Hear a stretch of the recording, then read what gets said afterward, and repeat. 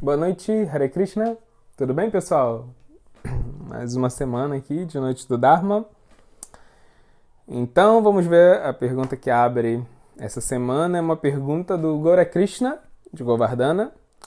Gaura Krishna perguntou assim: numa tarde do Dharma, falaste sobre como transformar karma e dharma e resumiu cada capítulo da Bhagavad Gita. Também tens enfatizado a importância da literatura Srimad Bhagavatam para compreender Dharma. Então, pergunto se pode resumir cada canto para sabermos como transformar karma em Dharma através desse livro. Assim, realmente, teve uma vez, acho que Satyaraj já perguntou como transformar karma em Dharma. E aí eu lembro que quando a gente foi responder, a gente falou o que Krishna ensina em cada capítulo da Bhagavad Gita a respeito do Dharma, né? E aí como a gente vai transformando karma em Dharma com cada um desses ensinamentos até chegar no último grande ensinamento da Bhagavad Gita, que é quando Krishna fala para Arjuna: olha, se rende a mim, tranquilo, sem medo, não temas, porque se você se render a mim, se você se abrigar em mim, se você fizer o seu Dharma último, o seu Dharma derradeiro, você se render a mim, ele fala: eu te protejo de todo karma, ou seja, ele vai estar realmente transformando todo o seu karma em Dharma, né? Então, isso é Bhagavad Gita. Então a gente foi vendo todos os ensinamentos. Então tem esse vídeo aí para quem quiser depois ver como transformar karma em Dharma. A gente vai falando o que Krishna fala em cada capítulo da Bhagavad Gita. Agora, a gente tem que entender que a Bhagavad Gita, ela é um texto que ela conduz a gente assim de uma concepção totalmente introdutória do que é vida espiritual, né? A Bhagavad Gita, ela começa fazendo o discernimento entre o que é matéria e espírito. Então ela sai desse ponto que é muito elementar, né? É o ponto fundamental da vida espiritual, até chegar a esse ponto na rendição a Deus. Ela vai gradualmente construindo esse caminho de ensinamento até chegar nesse ponto, né? Então a Bhagavad Gita é a literatura que ensina pra gente de verdade o que é rendição a Deus, porque ela vai ensinando todo o caminho até a gente chegar lá. O Srimad Bhagavatam, ele parte exatamente do ponto que a Bhagavad Gita para. Ou seja, se a Bhagavad Gita termina explicando o que é rendição a Deus, que é realmente o caminho para a gente purificar o nosso karma, o Bhagavatam já vai partir do pressuposto de que você aceitou isso e todo o caminho do Dharma que ele vai ensinar vai ter ter um aprofundamento muito maior, né, do que a Bhagavad Gita, porque ele já parte exatamente desse ponto onde o Dharma já se tornou algo realmente espiritual, né? Algo realmente baseado em devoção e relacionamento com Deus. Então, o Srimad Bhagavatam é a literatura védica mais importante, porque cada literatura védica sempre fala sobre algum assunto e sempre fala sobre como a gente pode amar a Deus.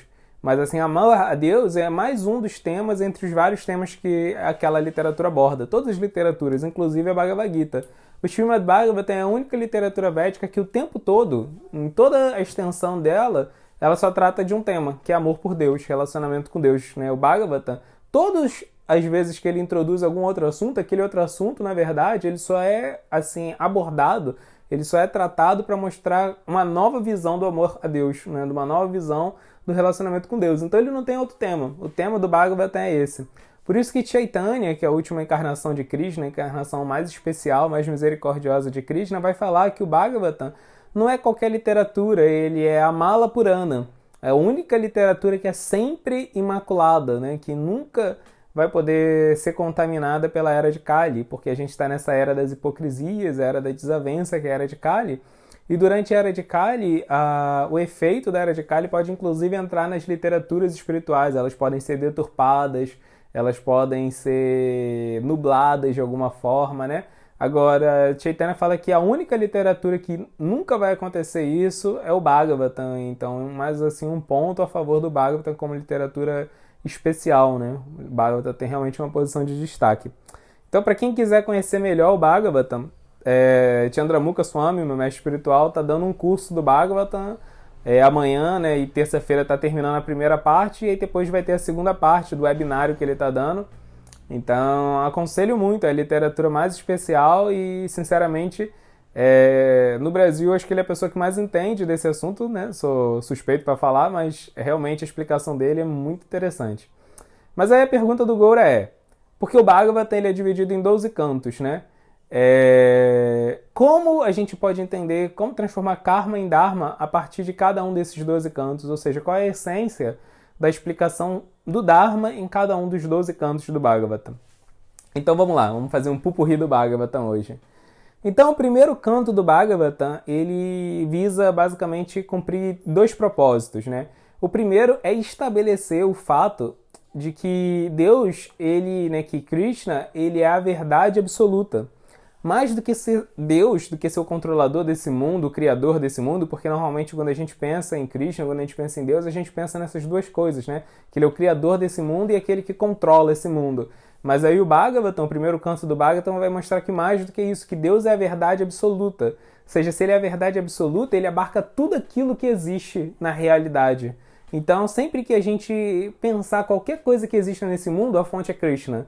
Então, tudo que existe nesse mundo pode ser usado para se conectar com Krishna, porque Krishna é a fonte de tudo aquilo. Então, por exemplo, se existe bom humor nesse mundo, se existe comédia, Krishna é o comediante supremo, ele é a pessoa mais engraçada, mais bem-humorada. Se existe sabedoria nesse mundo, Krishna é o filósofo original, né? Ele é o cientista original, e por aí vai, né? Se existe drama, se existe estética, Krishna é o artista original. Então, quando a gente pensa em Deus dessa forma, como a verdade absoluta, fonte de tudo aquilo que a gente pode contemplar e pode experimentar, a nossa percepção de Deus se torna algo muito mais completo, se torna muito mais sublime. E aí, verdadeiramente, a gente tem vontade de se relacionar com Deus. Então, a Bhagavad Gita termina explicando o caminho do Dharma a partir do ponto de se render a Deus, mas a gente só se rende a alguém que a gente ama. E como que a gente vai amar a Deus? Bem, quando a gente entende que tudo aquilo que a gente se atrai nesse mundo, na verdade, parte dele se origina dele e ele é a fonte de tudo aquilo, naturalmente você vai começar a se atrair por Deus, né? Então, antes da gente entender Krishna como a verdade absoluta, na verdade a gente não quer se relacionar com Krishna mesmo, a gente quer se relacionar com a energia de Krishna, com a potência de Krishna, porque a gente está atraído por esse mundo e a gente quer se relacionar com o criador desse mundo, com o controlador desse mundo, mas aí o Bhagavatam já começa subvertendo as nossas expectativas nesse sentido. Ele vai falar, não, Krishna é a verdade absoluta, é muito mais do que Deus, né? Deus é só uma das coisas que Krishna faz, mas na verdade ele é a verdade absoluta. Aí pronto, esse é o ponto de partida do Bhagavatam. E aí depois do Bhagavatam, durante o primeiro canto, ele vai vir revisitando alguns momentos importantes, né, da literatura védica, vai revisitar, por exemplo, a vida de Vyasadeva, que é o escritor, né, dos Vedas, e vai mostrar como Vyasadeva está insatisfeito depois de ter escrito os Vedas. Por quê? Porque quando ele escreveu os Vedas, nos Vedas está sempre falando sobre Deus, mas ao mesmo tempo está falando de muitos outros assuntos materiais, né, que são úteis, como a Ayurveda, como a gente, por exemplo, administrar os nossos recursos nesse mundo. Tudo isso são temas dos Vedas, né? Como a gente pode fazer para criar leis que sejam perfeitas e por aí vai. Agora, o ponto é que nenhum desses temas realmente vai trazer saciedade pra gente, nenhum deles vai trazer plenitude. E aí acontece que quando as pessoas veem todos aqueles temas tratados nos Vedas, elas podem achar que todos eles são importantes da mesma forma, né? E Krishna passa a ser só mais uma das coisas ali perdido no meio dessa sopa de temas, né? Às vezes é comum a gente ver alguém, por exemplo, fazer um retiro em Vrajabhumi e a pessoa fala, nossa, foi tão legal esse retiro, teve a caminhada, teve a feijoada vegana, teve Krishna e a paisagem, assim, Krishna pode se tornar mais um item, né, no meio de tantas coisas bacanas. E as coisas são bacanas, mas Krishna está além de todas elas, né?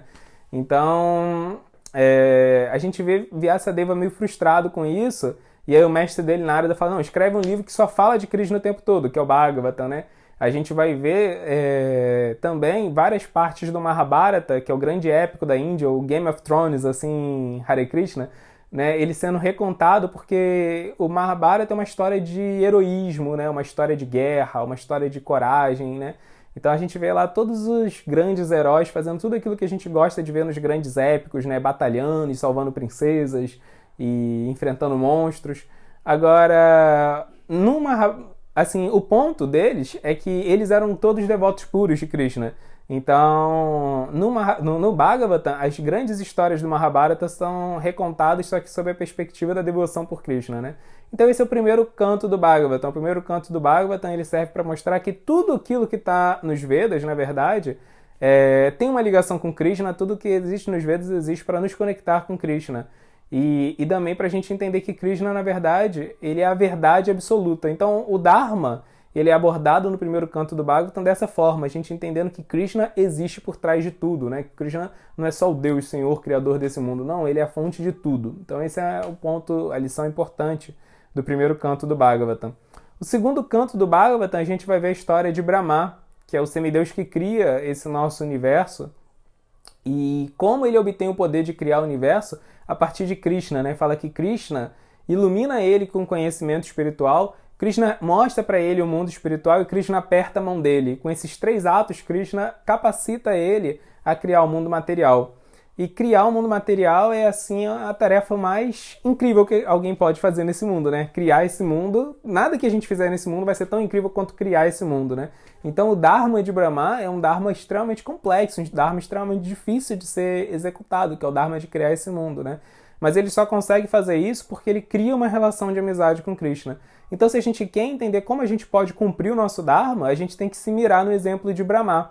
A gente tem que entender que a gente só vai ter capacidade, inteligência, coragem, paciência, perseverança para cumprir o nosso Dharma se a gente criar uma relação de amizade com Krishna, se a gente estiver o tempo todo aceitando as instruções que Krishna tem para nos dar, nos esforçando assim para ver como ele está dando para a gente assim, as intuições do que a gente precisa fazer, ensinando pra gente o que a gente precisa aprender. Então Krishna está o tempo todo tentando se comunicar com a gente nesse mundo e às vezes a gente se faz de desentendido, né? A gente não ouve o que o Krishna está falando, assim, às vezes de forma muito explícita através da nossa vida. Então esse é assim, a grande lição do segundo canto do Bhagavatam. Até Brahma, o criador desse universo, precisou estabelecer um vínculo pessoal com Deus para poder executar o Dharma dele, e com a gente não vai ser diferente, né? Inclusive, nesse segundo canto tem o que é chamado Chatusloka, que são os 4 versos fundamentais do Bhagavatam. Então, o Bhagavatam inteiro é resumido nesses 4 versos, né? Vale muito a pena estudar esses 4 versos. No terceiro canto do Bhagavatam, existe uma história muito interessante, que é a história de Varaha, que é uma encarnação de Krishna como um javali, assim, gigante, muito legal, que nessa história é explicada a ideia de Jagya. Jagya significa que a gente pode usar tudo aquilo que é material para nos conectarmos com Deus, né? Jagya significa aquilo que faz a união. Yoga significa união. Então, Jagya é aquilo que faz a yoga, aquilo que faz a gente se conectar com Deus, aquilo que faz a gente se unir com Deus, que é aprender a usar tudo aquilo que existe nesse mundo material com o propósito correto, né? Essa é a verdadeira renúncia. A verdadeira renúncia não significa você abrir mão da matéria, mas abrir mão do uso egoísta da matéria e usar a matéria para se conectar a Deus, né? Então essa grande lição ela é explicada na história de Varaha, e aí outra grande história que tem no terceiro canto do Bhagavatam é a história de Kapila, que é o avatar que vem explicar Sankhya. Sankhya é a distinção entre o que é matéria e o que é espírito, né? Então isso é apresentado na Bhagavad Gita, mas quando é apresentado no Bhagavatam, isso é apresentado em muito mais detalhes, né? Porque Kapila explica exatamente o funcionamento da matéria, os 24 itens que compõem a matéria, como eles se relacionam entre si, como a matéria afeta, influencia a nossa consciência e como a gente pode fazer para deixar de ser influenciado pela matéria. Então ele vai dar muitas lições a respeito disso, de como a gente pode purificar cada um dos nossos 5 sentidos, né, que estão diretamente em contato com a matéria, como a gente pode purificar a nossa mente, como a gente pode purificar, né, as nossas emoções, o nosso discernimento, dissipar o nosso ego. Tudo isso é explicado em muitos detalhes por Kapila, talvez na parte mais filosófica do Bhagavatam, mas a lição principal que ele dá é que a gente precisa fazer amizade com pessoas que tenham 2 qualidades, né, que elas sejam Titikshava e Karunika. Titikshava, né, que elas sejam muito tolerantes, e Karunika, que elas sejam muito compassivas, muito bondosas, assim, misericordiosas, né? Então ele vai falar que a chave para você conseguir se livrar da influência da matéria e se vincular à energia espiritual é fazer amizade com essas pessoas. No quarto canto do Bhagavatam, a gente vai ver a história muito importante de Dhruva Maharaja. Dhruva Maharaja, ele era uma criança que foi buscar Deus por propósitos assim extremamente vaidosos, né? Ele vai buscar Deus só para Deus dar para ele um reino maior que o pai, porque ele estava com raiva do pai.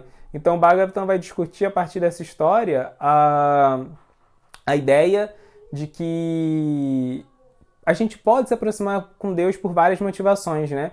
E aí eles vão falar que o Bhagavatam vai falar que a gente tem que realmente buscar a Deus porque a gente quer amar a Deus. Mas para a gente poder alcançar esse nível de amor por Deus, a gente precisa percorrer uma estrada que começa com Dharma. Então a gente segue o Dharma e o Dharma vai fazer com que a gente consiga Artha, que a gente consiga purificar o nosso karma e assim, se dar melhor com esse mundo. E por causa disso a gente consegue Kama, a gente consegue satisfazer os nossos desejos, que não são egoístas, e isso vai garantir pra gente Moksha, né, que é uma liberação do egoísmo, né, uma frustração saudável com esse mundo. E depois que a gente tiver essa frustração saudável com esse mundo, essa frustração espiritual com esse mundo, aí que de verdade a gente vai conseguir começar a nossa jornada espiritual.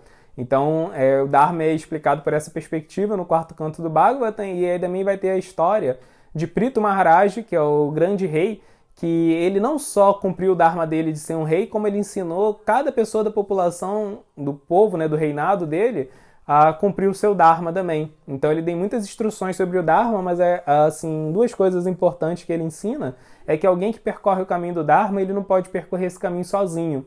Ele tem que ajudar os outros, né, que estão precisando da ajuda dele, que estão menos avançados do que ele, ao mesmo tempo ele tem que aceitar a ajuda de quem é mais avançado que ele, né? E ele também vai falar sobre a importância, também nesse caminho, né, do Dharma, da gente estar sempre avançando, no fato de que não existe a possibilidade da gente ficar parado, estagnado, acomodado, a gente tem que estar sempre avançando, né? E também nesse quarto canto do Bhagavatam tem a história de Pratina Barishati, que é alguém que fez tudo errado assim no caminho do Dharma, né? Então, se a gente quer aprender o que a gente não tem que fazer, a gente tem que estudar a história de Pratina Barishati, né? Então, esse é o quarto canto do Bhagavatam. O quinto canto do Bhagavatam, ele mostra pra gente como é a descrição do universo, do cosmos, a partir da visão dos Vedas. E é muito interessante, a gente fala, por que eu quero saber a órbita dos planetas, qual é a distância da Terra para outros planetas, o que isso vai mudar, né, na minha vida espiritual? Mas quando o Bhagavatam explica tudo que tem nesse universo, vários sistemas, galáxias e tudo mais, a gente vê como a gente é pequeno, como a gente é insignificante diante da vastidão desse universo. Isso ajuda a gente a cultivar a humildade para a gente se aproximar de Deus, né? Nesse quinto canto do Bhagavatam também tem duas histórias muito importantes, que é de Rishabhadeva, que é um rei que reúne todos os seus filhos, né, que eram príncipes, para falar que, na verdade, apesar deles serem príncipes, eles não deveriam ficar vaidosos por causa disso, porque todo o poder que a gente tem acaba na hora da nossa morte. Então, Rishabhadeva ele vai falar sobre o perigo, né, da matéria, como a matéria ela pode enganar a gente, ludibriar a gente. Ele vai falar sobre o fato de que a única forma da gente ficar seguro nesse mundo é se a gente apreciar a companhia dos devotos puros, das almas totalmente rendidas a Deus, né? E ele vai falar que isso é o coração do Dharma. Então, é isso que é explicado, né? E também a gente vai ver a história de Jadabharata, que é muito interessante. Jadabharata, ele era um grande espiritualista que, justamente para ele não se distrair na vida dele, né, para ninguém incomodar ele e atrapalhar ele no caminho do Dharma, ele se finge de uma pessoa com problemas mentais, né? Ele finge que ele tem problemas mentais justamente para ninguém incomodar ele. E aí, quando ele encontra um rei muito vaidoso, o rei Rahugana, aí pela primeira vez ele mostra quem ele é de verdade, né? Depois de muitos anos ele vai lá e começa a falar filosofia espiritual para esse rei. E aí ele dá uma descrição desse mundo muito legal, chamada Floresta da Ilusão. Ele vai descrevendo esse mundo como uma floresta cheia de armadilhas, cheia de perigos, cheia de animais selvagens. E aí, nesse ensinamento dele, ele vai mostrar todos os perigos que existem nesse mundo que podem nos distrair do caminho do Dharma, né? Então, o quinto canto é isso. Ele vai falar sobre tudo aquilo que pode tirar a gente do caminho do Dharma. No sexto canto do Bhagavatam, vai ser onde vai ser tratada a ideia da devoção pura. Devoção pura é aquela devoção que ela não tem duas máculas, né? Uma mácula é a gente achar que por causa dos nossos atos piedosos, a gente vai alcançar total iluminação. Não é. A gente pode tentar... Não é a nossa paciência, não é a nossa inteligência, não é a nossa filosofia, não é a nossa austeridade que vai garantir pureza pra gente, porque nós somos limitados. Então a nossa austeridade é limitada, a nossa inteligência é limitada, né, a nossa paciência é limitada, tudo nosso é limitado, nossa capacidade de servir o próximo é limitado. A única coisa que vai garantir pureza pra gente é o quanto de amor por Deus a gente alcançou. Todos esses atos que a gente faz para tentar agradar a Deus, mas não são eles que vão nos purificar. Quem vai nos purificar é o amor que a gente sente por Deus, né? Então essa é uma contaminação, a gente achar que por causa dos nossos bons atos a gente vai alcançar a iluminação, e o outro é a contaminação de achar que por causa da nossa capacidade filosófica, da nossa erudição, a gente vai alcançar a pureza. Não é, nada disso é verdade, né? Então o sexto canto, ele vai ter histórias que vão mostrar isso. E aí a história principal é a história de Vritássura. Vritássura, ele era um demônio, mas apesar de ser um demônio, ele é totalmente puro. E ele vem para ensinar Indra, que é o rei dos semideuses, de que Indra, apesar dele ser forte, dele ser corajoso, dele ser sábio, nada disso garantia a pureza dele, porque ele tinha vaidade por causa disso tudo, né? Então Vritássura, ele, ao mesmo tempo que ele derrota o rei dos céus, que ele derrota Indra, que é o rei dos semideuses, ele vai explicando o que é pureza de verdade para ele. E assim, essa é a história que eu mais gosto, é uma história assim realmente encantadora. O sétimo canto do Bhagavata é o canto que conta a história de Nrsimhadeva, que é Krishna na forma do protetor, né? Protetor dos devotos.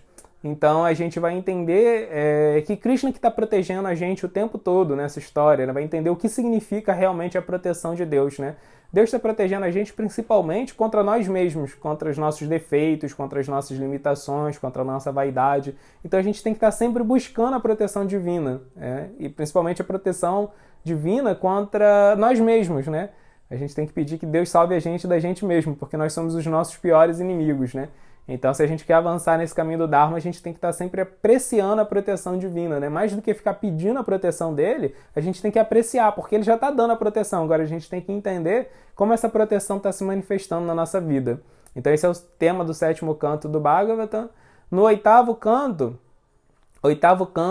ele é o canto que vai explicar um tema importante, que é Atmanivedana, que é o que é se render de verdade a Deus, né? E aí a gente vai ver a história de Bali Maharaj, que ele é um rei que ele realmente se rendeu totalmente para Deus, né? Ele desenvolve uma relação muito interessante de devoção com uma forma de Krishna chamado Vamana, que é Krishna como anãozinho, né? Então ele vai se render de verdade para Deus. E aí a gente vai entender que se render para Deus não significa só render as nossas ações, usar o nosso corpo para servir a Deus, mas se render a Deus significa render tudo que a gente tem para Deus, né? Significa que a gente vai render nossa inteligência no sentido de que a gente vai ter uma devoção que é racional, que é filosófica, que não é uma devoção dogmática, que é cega. Por quê? Porque a gente está ocupando a nossa inteligência na nossa relação com Deus. Mas as nossas emoções, elas também têm que estar relacionadas com Deus. A gente tem que estar emocionado com as nossas práticas espirituais. Não pode ser uma coisa seca, uma coisa áspera, só intelectual. Não, tem que ser uma coisa emocional também. E o nosso ego também tem que estar rendido a Deus, né? No sentido de que a gente tem que estar identificado com aquilo, apreciando, gostando, curtindo mesmo, né?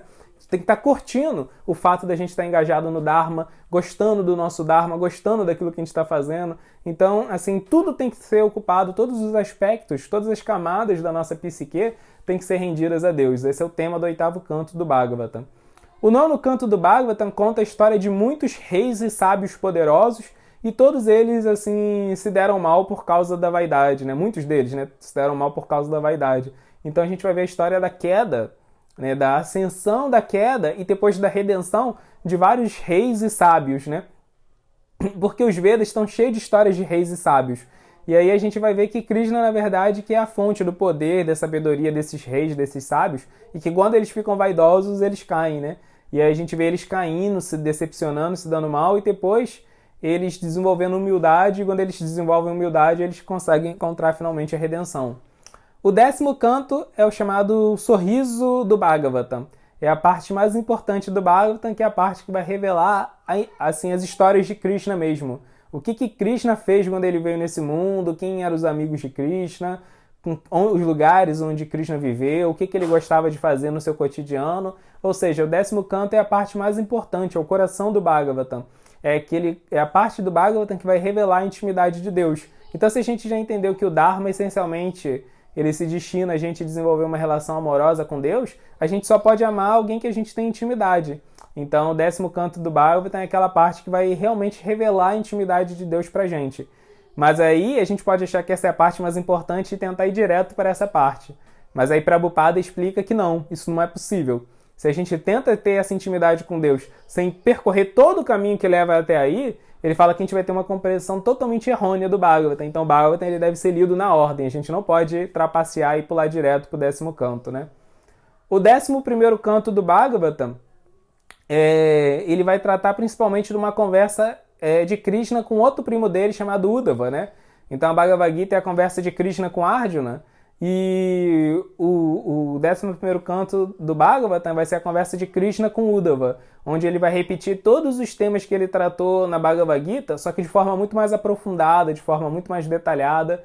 Então o 11º canto do Bhagavatam pode ser considerado uma versão aprofundada, ainda mais aprofundada da Bhagavad Gita, né? E por fim o 12º canto do Bhagavatam é o canto que vai falar sobre todos os perigos da era que a gente está vivendo, que é a era de Kali. Vai mostrar pra gente como é realmente uma época perigosa, que a gente, qualquer bobeada que a gente der, a gente dança, porque a hipocrisia e desavença são as características principais dessa era. Mas que, apesar de tudo, Krishna tem total poder para neutralizar a era de Kali e meditar no nome de Krishna, estudar o Srimad Bhagavatam, e estar na companhia da pessoa Bhagavata, que é a pessoa que já vive os ensinamentos do Bhagavatam, podem neutralizar os efeitos da era de Kali. Então não existe Dharma nessa era se a gente não medita no nome de Krishna, se a gente não canta o nome de Krishna, né? Se a gente não estuda o Srimad Bhagavatam e se a gente não vive na companhia das pessoas Bhagavatas, das pessoas que já estão assim mais avançadas em assimilar o conhecimento do Bhagavatam, né? Então esse é um resumão do Srimad Bhagavatam. Espero que vocês tenham ficado com vontade de ler, espero que não tenha afastado ninguém, espero que vocês realmente se interessem em algum dia estudar o Srimad Bhagavatam, porque é a literatura mais importante, né? É o coração dos Vedas, é o coração do Dharma, é a literatura mais importante para essa era. E é muito divertido, é muito interessante, né? Não é só um livro espiritual, um livro filosófico, mas é assim a literatura belíssima, muito artística, muito poética e muito agradável de se ler. Então é isso, pessoal. Se tiverem perguntas, comentários...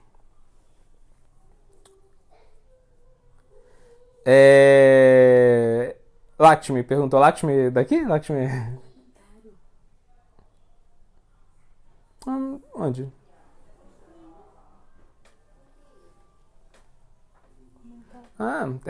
Tem tem antes aqui. Tem um comentário do Mahatma Vidura. Estou fazendo o curso do Bhagavatam e o mais incrível é que cada verso complementa o outro, dissipando assim nossas dúvidas, e é claro, com as orientações de Gurudeva fica muito mais fácil. O Bhagavatam é fabuloso. Então, essa realmente é a chave para a gente entender o Bhagavatam, né? O Bhagavatam ele só se revela para a gente na companhia da pessoa Bhagavata, na companhia da pessoa que já vive o Bhagavatam, né? Então, com o Guru Maharaj realmente conduzindo, assim, ele não só fica mais fácil, como a gente tem a possibilidade de entender, né? Porque a gente precisa da companhia dessa pessoa, mas com certeza, assim, cada verso é um complemento pro outro, realmente é uma coisa incrível, assim, as glórias do Bhagavatam. Depois a Lakshmi perguntou aqui, Chatusloka, né, aqueles 4 versos mais importantes, está em qual capítulo do Bhagavatam, em qual verso? Aí quebrou minhas pernas, assim, eu não decorei, assim, eu não sei de cabeça qual é o capítulo, qual é o verso. Sempre que eu quero ler, eu pesquiso, assim, boto no Google, Chatusloka. Com a tecnologia, a nossa memória está falhando. Então, não sei. Infelizmente, não sei o capítulo e o verso. Sei que é no 2º canto. Eu lembro qual é o capítulo, que é o capítulo onde Brahma encontra pessoalmente Krishna, mas não lembro o número do capítulo nem o número dos versos. E posso falar sobre esses versos? Posso. Nesses 4 versos, Krishna ele compara a energia material a uma aranha, né? Na verdade, a uma teia de uma aranha, né? A aranha, ela tem uma atividade muito interessante, que ela usa o material orgânico que existe dentro dela para tecer uma teia, e aí quando essa teia ela não é mais útil, que ela quer fazer a teia em outro lugar, ela recolhe a teia para dentro dela, aí ela vai andando para outro lugar e ela vai lá e faz outra teia com o mesmo material, né? Mas o fato é que ela produz a teia e ela recolhe a teia para dentro dela quando não é mais útil e depois ela manifesta a teia novamente. Então, Krishna fala que da mesma forma, ele é como se fosse a aranha, assim, né? De onde a energia material vem, a energia material se manifesta pela vontade de Krishna para cumprir o propósito de Krishna e depois, novamente, quando a energia material não é mais útil, Krishna recolhe a energia material para dentro dele. Então ele está falando para Brahma, olha, agora eu vou te dar poder para você manipular a matéria, para você criar um universo inteiro, mas você tem que lembrar que no final das contas, quem manda nessa energia material sou eu, né?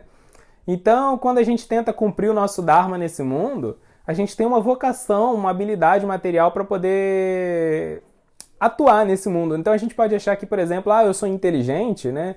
então eu tenho capacidade de entender as coisas, eu sou artístico, posso fazer coisas belíssimas, ou então sou uma pessoa muito perita, sou um cirurgião, faço coisas assim incríveis, né?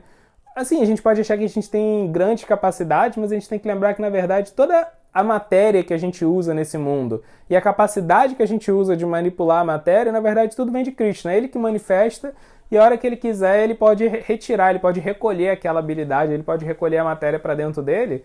Então, no final das contas, assim, tanto a habilidade quanto o habilidoso original é Krishna. Ele mesmo fala na Bhagavad Gita, né, que ele é a habilidade no homem, né? Então ele está mostrando para Brahma, olha, mesmo você que vai criar o universo inteiro, mesmo você depende de mim, né? E aí nesses versos, Krishna também mostra que ele é o mágico supremo, né?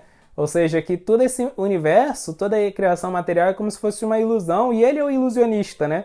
E a gente pode se perder nessa ilusão, né? A gente pode, assim, começar a acreditar em coisas que não existem. Então, ao invés de ficar preso na ilusão, a gente tem que conhecer o ilusionista. Quando você faz amizade com o mágico, aí ele vai e revela todos os segredos dele pra gente, né? Então, assim, se a ilusão é encantadora, o ilusionista é muito mais encantador.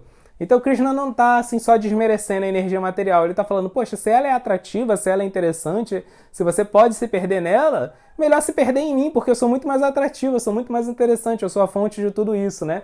Então, é muito interessante que nesses versos, Krishna não só assim mostra a limitação da energia material, como ele mostra, na verdade, que mesmo sendo limitada, a energia material ela é fabulosa. Mas que em última análise ela só é fabulosa porque ela vem dele, né? Porque é uma energia divina e ele é muito mais fabuloso, ele é muito mais agradável, ele é muito mais, né? Ele é o criativo, né? A energia material só é a criação. Então o que Krishna está realmente querendo dizer é a energia material ela só cumpre um propósito, na verdade, que é o propósito de refletir a beleza, de refletir todas as opulências de Krishna, para a gente realmente entender que essas opulências que atraem a gente na matéria elas existem em Krishna. Então Krishna está incentivando a gente no Chatusloka a perceber que a matéria ela só está espelhando qualidades divinas e que ele é muito mais interessante. Vamos criar uma relação com ele, né? Esse é o objetivo do Chatusloka, do Bhagavatam. Mostrar, Krishna fala sobre esse tema, né? E aí ele vai falar isso, que ele é a fonte de todas essas qualidades na matéria. Ivan. Ah, não, tem outros, peraí. Arthur Torin, qual referência em livro indicaria? Algum autor? Ou uma versão sânscrito em inglês? Bem, a versão que indico do Bhagavatam, com certeza, é a de Prabhupada, né? Bhaktivedanta Swami Prabhupada. Prabhupada foi a primeira pessoa a apresentar o Bhagavatam para o mundo ocidental. E Prabhupada não só era um erudito no Bhagavatam, estudou o Bhagavatam a vida inteira, como ele também era uma pessoa Bhagavata, pessoa que viveu o Bhagavatam, né, que viveu todos os ensinamentos do Bhagavatam. Então a versão de Prabhupada ela é extremamente devocional, assim, você tem um senso muito prático quando entende o Bhagavatam, quando você lê o Bhagavatam que Prabhupada fez, mas ao mesmo tempo é muito erudito, muito acadêmico. Muitas universidades no mundo inteiro usam o Bhagavatam de Prabhupada para fazer estudos acadêmicos, né? Então, a versão de Prabhupada, né, ela é até chamada de... o que tem, né, os significados, as explicações de Prabhupada para os versos, são chamados significados Bhaktivedanta. Bhakti é devoção e Vedanta é a conclusão do conhecimento. E realmente, o Bhagavatam de Prabhupada é isso. É muito erudito, é muito acadêmico, é muito técnico, mas ao mesmo tempo é muito devocional, é muito prático, é muito pragmático. E existe em português, né, publicado em português pela editora BBT. Agora eles estão republicando uma edição que está belíssima. Publicaram só, por enquanto, 2 livros, né, do Bhagavatam. No total dá 19 livros, né, mas só publicaram 2, né, que é só uma parte do primeiro canto. Mas também tem em inglês no site Vedabase. Você pode ler tudo em inglês no Vedabase. Então, a edição de Prabhupada. Leonardo. É o Léo, nosso amigo Léo. Gratidão, e sim, retomando o curso do Srimad Bhagavatam com o Guru Maharaj e com sua aula hoje, fiquei com muita vontade de ler ele todo. Obrigado, Léo. Leia mesmo que é a coisa mais fabulosa que eu já li na minha vida, não tem outra literatura igual. Realmente é incrível. Ivan Azevedo. Muito longe ainda de concluir essa jornada de conhecimento védico, já estou lendo o canto 1 no curso de Chandramukha Swami. É simplesmente incrível, Hare Krishna. É isso aí mesmo, Ivan. Que bom que você está fazendo o curso, Chandramukh Swami. Vai ter a começar a segunda parte, né? Semana que vem. Para quem não fez, a primeira, não sei se dá para fazer a segunda, mas aconselho muito. Mayara Severo, sim, deu ainda mais vontade de continuar lendo Srimad Bhagavata e outros livros também. Estou na maratona com Maharaj impactada com tudo. É isso aí. Realmente, o Chandramukha Swami fez um incrível, né? O Guru Maharaj fez um serviço incrível. Aí com essa maratona tem muita gente, 140 pessoas maratonando o Bhagavatam, né? Mas além desse webinário que ele está fazendo, também tem o Retirão do Bhagavatam, né? Esse ano teve a primeira parte do Retirão, que assim foram 10 dias, assim, todo mundo estudando o primeiro canto com vários palestrantes. E ano que vem vai ter o Retirão do segundo canto, né? Lá em Govardhana, né? Covila Govardhana, onde Maharaj coordena. Então a ideia é que seja um diáguia, né? Um sacrifício de 12 anos. Cada ano todo mundo se reúne para estudar um canto. Então também, quem não participou do Retirão, aconselho muito a participar do Retirão do próximo ano, porque além dos ensinamentos, aí tem a amizade dos devotos, tem Kirtan, né? Tem as deidades lá, tem a atmosfera do local sagrado, Covila Govardhana, assim, um lugar incrível, né? A gente vê Krishna em cada lugar lá. Então é mais potente ainda, né? Então quem está fazendo a Maratona do Bhagavata tem que se preparar para fazer os retirões nos próximos anos. Então é isso, pessoal. O Bhagavatam é assim, como o Prabhupada gostava de falar, o summum bonum, assim, é o ápice, né, dos ensinamentos espirituais dos Vedas. Não tem outra literatura que é igual, né? E aconselho muito a todo mundo a embarcar. Aqui apareceu um Bhagavatam aqui, ó. Para quem não conhece, esse aqui é a nova edição do Srimad Bhagavatam da BBT, tá muito bom. Quem fez o trabalho, né, de revisar esse Bhagavatam, quem está fazendo, de diagramar, de preparar tudo, são dois amigos meus, que é o Bhagavan e a Mani. Os dois moram lá em Vrajabhumi, né? E tá um trabalho incrível. Acho que quem ainda não comprou, aconselho muito a prestigiar. Esse aqui é só a primeira parte do primeiro canto, né? Então vai sair agora, já saiu agora, né? A segunda parte do primeiro canto. A literatura incrível mesmo. Então é isso, pessoal. Espero que vocês tenham ficado com água na boca para ler o Bhagavatam, porque realmente Prabhupada falou que se o mundo acabasse e todos os Vedas se perdessem, tudo se perdesse, todos os templos, ele falou, se a única coisa, se a gente só pudesse salvar uma única coisa, essa coisa que a gente deveria salvar era o Bhagavatam. Se eu pudesse escolher uma coisa para salvar no mundo, era o Bhagavatam. Então é isso, é muito incrível o Bhagavatam. Prabhupada deu a vida para realmente, assim, a saúde dele para poder traduzir o Bhagavatam. Prabhupada fez muitas coisas, né? Viajou o mundo 14 vezes, fez mais de 4.000 discípulos, abriu mais de 100 templos. Prabhupada fez muitas coisas, mas ele falou que a coisa principal, a tarefa principal que ele fez foi traduzir e comentar o Bhagavatam. E Prabhupada, mesmo em idade avançada, ele dormia só 3 horas por dia para poder, assim, ter a madrugada livre, né, onde estava todo mundo dormindo, onde Prabhupada tinha silêncio, tranquilidade, para traduzir o Bhagavatam. Né? Então imagina um senhor idoso, assim, de 70 anos de idade, só dormia 3 horas por dia para poder traduzir o Bhagavatam, porque ele achou que não podia deixar nada melhor para o mundo do que uma tradução do Bhagavatam, né? Então agora a gente tem que desfrutar e tem que fazer valer a pena. Então é isso, pessoal. Ao longo dessa semana aí tem muitas questões legais. Essa semana vai ter, por exemplo, como que eu faço para mudar minha vida, assim, né? Se eu já não sou mais jovem, qual é o Dharma do discípulo, qual é o Dharma no momento da morte, como eu posso fazer as pazes com o meu passado, um monte de questões legais, né? Então é isso. Boa semana para todo mundo. A gente se vê ao longo da semana. Hare Krishna.